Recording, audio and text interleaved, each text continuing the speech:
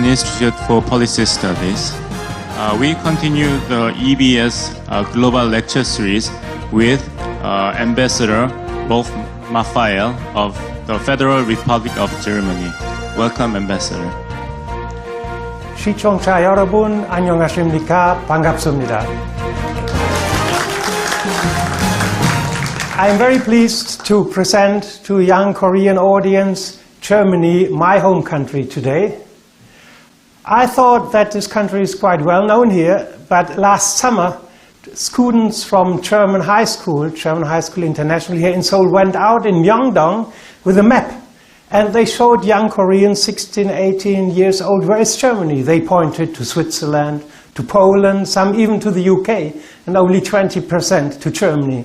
So I think there is an urgent need to introduce our country to you, and I hope you will enjoy it. So let's start.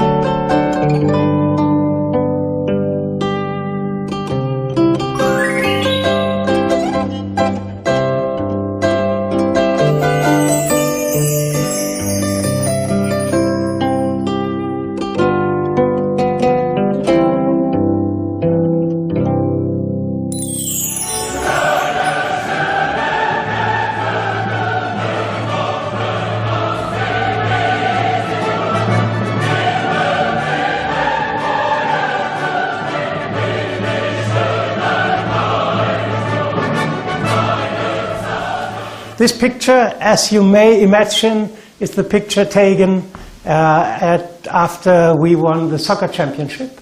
That's modern Germany. And the music you heard is Beethoven, the Ninth Symphony, Ode to the Joy, and that is traditional Germany. So, after all, where is this country? Germany in the middle of Europe. You see it in green here. And if you look at Germany, it is not just one state, but is composed of many single states, which are like provinces here in Korea.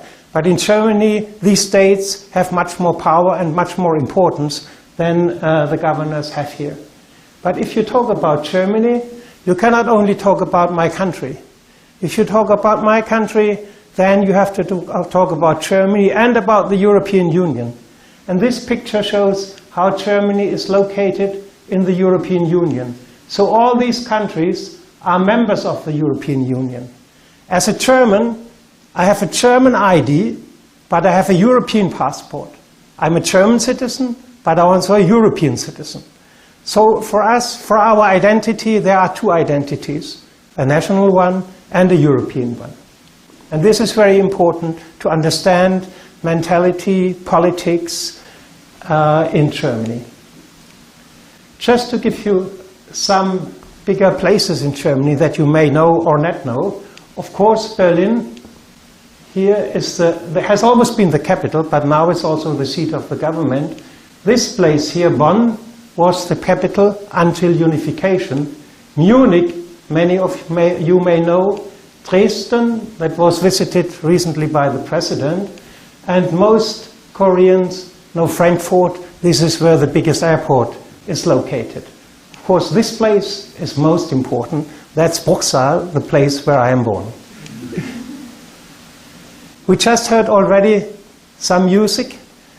If I ask Koreans like I did a couple of weeks ago when we had high school journalists in our residence, I asked them, what do you associate with Germany? Well, they said it's cars, it's beer, it's soccer, it's music, it's Nazi time. So the last one I didn't like very much, but music certainly is one I like.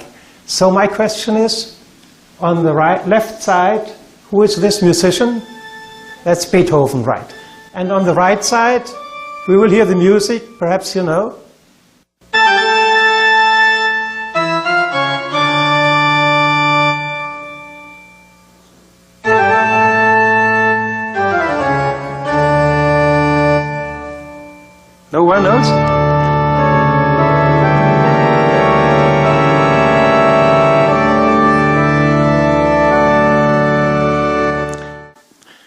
This guy on the right side is Johann Sebastian Bach, the person who composed most of all composers and who may be even more famous, generally speaking, than a Beethoven.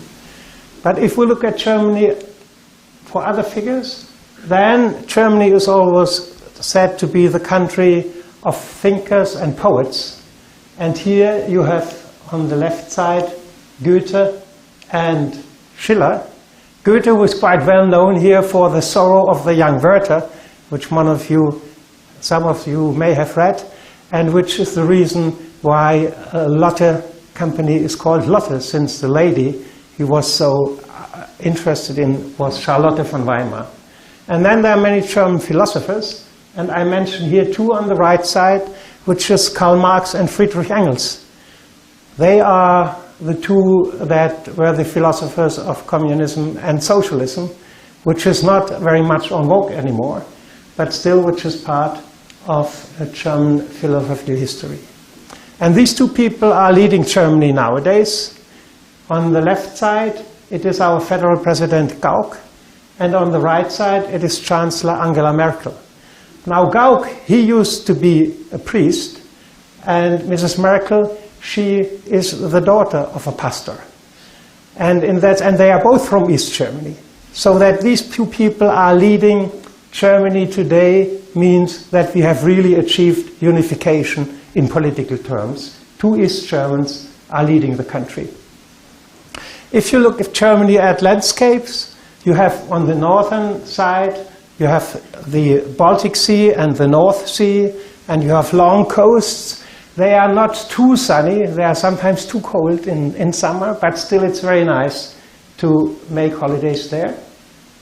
And on the other end, in the southern end of Germany, you have the Alps, with Zugspitze as the highest mountain. And in between it is a bit like Korea, so it's like many of 500 or 800 or 300 meters hills, but they are all very much inhabited. If you look at Germany, again, in seasons, it's quite similar to Korea. We have 4 seasons. We have winter like here, perhaps not as cold. We have summer like here, but not as hot, and not as humid. So what is very similar is autumn and spring. So the weather we have here today is very similar to the weather we are having in Germany these days. Germany's favorite places, I wonder whether some of you have already visited our country or have seen these places. Here we have the Brandenburg Gate, which is very well known given the fall of the Berlin Wall. Here we have the Frauenkirche in Dresden, which has been rebuilt completely from donations from people. And then we have the new German parliament, the Reichstag, the Cathedral of Cologne, or the Neuschwanstein Castle, which is one of the most famous places for tourists. So although we had 2 world wars, Germany has really done a lot to rebuild its country and to make it attractive for tourists and for its own people. Looking to German history, I recently attended the ceremony on the 3rd of October, which was for Korea's foundation more than 4,000 years ago. Now for me as German, this is very impressive, since Germany compared to Korea is a very young country. And this picture is from 1871, so this is only roughly 140 years ago, which was the coronation of the German emperor and the start of Germany as a nation state. So Germany as a nation state is only roughly 140 years old. We had an old German empire that started in 1960. That was in Korea the end of the Shilla period and the beginning of Koryo period. At that time we already had the German Empire, but it was not really an empire. There was an emperor, but the country itself, it was a loose association of kingdoms and principalities and dukedoms that did not really work together, but all of them were very independent. So only 140 years ago, Germany was really founded as a nation state. And already 12 years afterwards, Germany and Korea have established diplomatic relations. Actually, Germany was one of the first countries to establish diplomatic relations with Korea. Germany was a young nation state, and that had some unfortunate consequences. Since we are in the middle of Europe, unfortunately, Germany triggered two world wars. The First World War from 1914 to 18, and the Second World War from 1930 to 1945. The Second World War, which you know at the end, led to the division of Korea and led to the division of Germany. So again, if we compare our two countries, 1948, the Republic of Korea and DPRK were founded, and 1 year later, the Federal Republic of Germany and the German Diplomatic Republic were founded. 40 years later, the Berlin Wall came down, and in 1990, Germany was unified again. So for Germany, division of the country in the end was over after 40 years. Now again, if you look at Germany and Korea, the key date may be 1999, since this is when Germany and Korea became both founding members of the G20, the group of the most important economies. If you look more closely into German recent history, then this is very similar to what Korea may have looked like after the Korean War. This is Germany after the Second World War. Everything was in ruins. This is like Berlin, Dresden, Mannheim. Everything was in ruins, and within roughly 25 years, the country built itself from ruins to a modern economy. That is what is called the miracle of the Rhine. Germany was separated into 4 different areas: British, French, American, and Russian zone. And the Russian sector was then separated from the other 2, and these 3 became the Federal Republic. Now, one key for the success in our history after the Second World War was reconciliation with our neighbors. And this is showing Konrad Adenauer and Charles de Gaulle. The most important reconciliation was with France. And Germany and France, until today, are really key in building Europe together. The reconciliation among them was the key for building the European Union. 1961, West Germany seemed to be too successful, so many East Germans wanted to go west, and this is why East Germany decided to build the Berlin Wall. So only then Germany was really separated. So in reality it was only from 61 to 89 that you really couldn't move easily from one side to another. And after 18 years, 8 to 28 years actually, the wall came down. The policy, the East policy, the détente policy of the federal government together with Western countries led to much more liberty in Eastern Europe, including in the GDR. And in the end, people in the GDR said, we are the people. They demonstrated in the streets. That was 25 years ago. And at one point, there were so many people, tens of thousands of people, demonstrating every week that the pressure was so high that the East German government decided to open the wall. And this is what you see in these pictures. Now, after opening the wall, the unified Germany developed very fast. And today, we can say that unification is almost completed, and Germany has become a very modern and advanced country in its entirety. If you look, this is the new parliament, or the roof of the new parliament. You see science as one of the key elements, culture, technology, in all areas. Basically, Germany has developed very well since unification. And again, for me and for my children, what really counts is the fact that we are Germany in the European Union.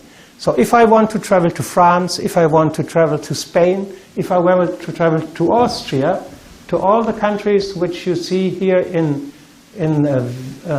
this kind of color, they are all part of the Schengen. So you don't need a passport. You don't need to carry a passport. There are no borders between these countries anymore, which is a very pleasant thing for us. And then secondly, I still know what the German mark was. My children don't. They just know the euro. So most countries of the European Union share one currency today, which is the euro, and which is a very positive development, albeit there is some difficulty in the eurozone as a whole economically. Again, Germany today is, first of all, technologically a highly advanced country. If you look at Germany, we have 82 million inhabitants. I think South Korea has 50, North Korea 25. So a unified Korea would roughly be the same size like unified Germany. If you look at the size of the country, Germany is roughly 3 times the size of Korea. But there are many similarities, and this way that Germany has taken as a country of modern technology and of modern economy is very much the kind of path which leads from the miracle of the Rhine to the miracle at the Han. So Germany as land of ideas, which is what the Chancellor is promoting here, Germany as a center of research and technology, Germany as the land of Albert Einstein, or Germany as a land of Mr. Hell, who won the Nobel Prize in chemistry last week. This very much represents our modern country. And if you look into technology and science, in chemistry, in physics, in medicine, Germany over the years won roughly in each of these categories 25 Nobel Prizes, which indicates the strength of our country in terms of science and technology. There are some unusual decisions which Germany has taken in recent years. And one is that in our country there is one very strong ecologist movement, very strong support for measures to protect the environment. And one of the consequences of this was what we call energy revolution or energy transition. And that means that Germany has decided to cut off nuclear energy by 2022 and to replace energies by electric energy by renewables. We already now have 30% of our energy produced by renewables, and by the year 2050 we believe that it will be able to produce 80% of our electrical energy by renewables. And this turned out to be really a growth engine both for the economy but also on the job markets. Many, many jobs have been created in this area of renewable energies, be it wind energy, be it solar energy or geothermal, and in all the research related to it. And especially in the area of energy efficiency, hundreds of companies have been started, which are, many of them today, world market leader in specific technologies to save energy.